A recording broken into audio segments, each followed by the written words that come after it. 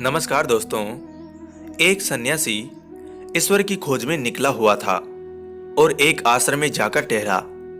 15 दिन तक उस आश्रम में रहा, फिर ऊब गया। उस आश्रम का जो बूढ़ा गुरु था वह कुछ थोड़ी सी बातें जानता था, रोज उन्हीं को दोहरा देता था। फिर उस युवा सन्यासी ने सोचा, यह गुरु मेरे योग्य नहीं, मैं कहीं और जाऊं। यहां तो थोड़ी सी बातें हैं, उन्हीं का दोहराना है। कल सुबह छोड़ दूंगा इस आश्रम को, यह जगह मेरे लायक नहीं। लेकिन उसी रात एक घटना घट गई कि फिर उस युवा सन्यासी ने जीवन भर वह आश्रम नहीं छोड़ा। ऐसा क्या हो गया? उस रात को एक और सन्यासी मेहमान हुआ। उस रात आश्रम के सारे मित्र इकट्ठे हुए, सारे सन्यासी इकट्ठे हुए उस नए सन्यासी से बातचीत सुनने।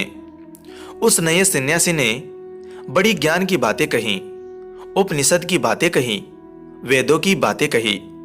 वह इतना जानता था, इतना सूक्ष्म उसका विश्लेषण था, ऐसा गहरा उसका ज्ञान था कि 2 घंटे तक वह बोलता रहा।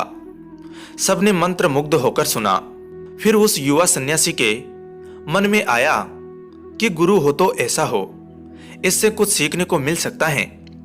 एक वह गुरु है, वह चुपचाप बैठा है, उसे कुछ भी पता नहीं।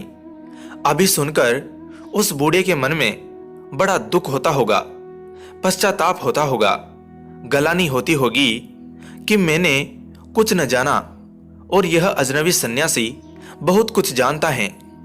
युवा सन्यासी ने यह सोचा कि आज वह बूढ़ा गुरु अपने दिल में बहुत बहुत दुखी, हीन अनुभव करता होगा। तभी उस आए हुए सन्यासी ने बात बंद की और बूढ़े गुरु से पूछा कि आपको मेरी बातें कैसी लगी? बूढ़ा गुरु खिलखिलाकर हंसने लगा और कहने लगा कि तुम्हारी बातें मैं 2 घंटे से सुनने की कोशिश कर रहा हूं, तुम तो कुछ बोलते ही नहीं हो, तुम तो बिल्कुल बोलते ही नहीं हो। वह सन्यासी बोला, 2 घंटे से मैं बोल रहा हूं, आप पागल तो नहीं हैं और मुझसे कहते हैं कि मैं बोलता नहीं हूं। उसने कहा, हां, तुम्हारे भीतर से गीता बोलती हैं, उपनिषद बोलता है, वेद बोलता है, लेकिन तुम तो जरा भी नहीं बोलते हो। तुमने इतनी देर में एक शब्द भी नहीं बोला, एक शब्द तुम नहीं बोले, सब सीखा हुआ बोले, सब याद किया हुआ बोले, जाना हुआ एक शब्द तुमने नहीं बोला। इसलिए मैं कहता हूं कि तुम कुछ भी नहीं बोलते हो। तुम्हारे भीतर से किताबें बोलती हैं। एक ज्ञान है जो उधार है, जो हम सीख लेते हैं। ऐसे ज्ञान से जीवन के सत्य को कभी नहीं जाना जा सकता। जीवन के सत्य को केवल वे जानते हैं जो उधार ज्ञान से मुक्त होते हैं, और हम सब उधार ज्ञान से भरे हुए हैं। हमें ईश्वर के संबंध में पता है, और ईश्वर के संबंध में हमें क्या पता होगा जब अपने संबंध में ही पता नहीं है। हमें मोक्ष के संबंध में पता है, हमें जीवन के सभी सत्यों के संबंध में पता है, और इस छोटे से सत्य के संबंध में पता नहीं है जो हम हैं। अपने ही संबंध में जिन्हें पता नहीं है उनके ज्ञान का क्या मूल्य हो सकता है? लेकिन हम ऐसा ही ज्ञान इकट्ठा किए हुए हैं और इसी ज्ञान को जान समझकर जी लेते हैं और नष्ट हो जाते हैं। आदमी अज्ञान में पैदा होता है और मिथ्या ज्ञान में मर जाता है। ज्ञान उपलब्ध ही नहीं हो पाता। दुनिया में 2 तरह के लोग हैं, एक अज्ञानी और एक ऐसे अज्ञानी जिन्हें ज्ञानी होने का भ्रम है।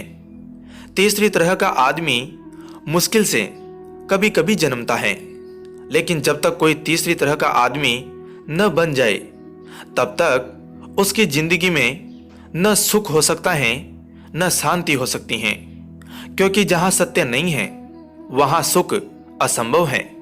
सुख सत्य की छाया है। जिस जीवन में सत्य नहीं है वहां संगीत असंभव है, क्योंकि सभी संगीत सत्य की वीणा से पैदा होता है। जिस जीवन में सत्य नहीं है उस जीवन में सौंदर्य असंभव है, क्योंकि सौंदर्य वस्त्रों का नाम नहीं है और न शरीर का नाम है। सौंदर्य सत्य की उपलब्धि से पैदा हुई गरिमा है, और जिस जीवन में सत्य नहीं है वह जीवन अशक्ति का जीवन होगा, क्योंकि सत्य के अतिरिक्त और कोई शक्ति दुनिया में नहीं है। तो दोस्तों, कहानी कैसी लगी कमेंट करके जरूर बताएं। वीडियो को लाइक करें, चैनल को सब्सक्राइब कर घंटी को जरूर दबाएं। धन्यवाद दोस्तों।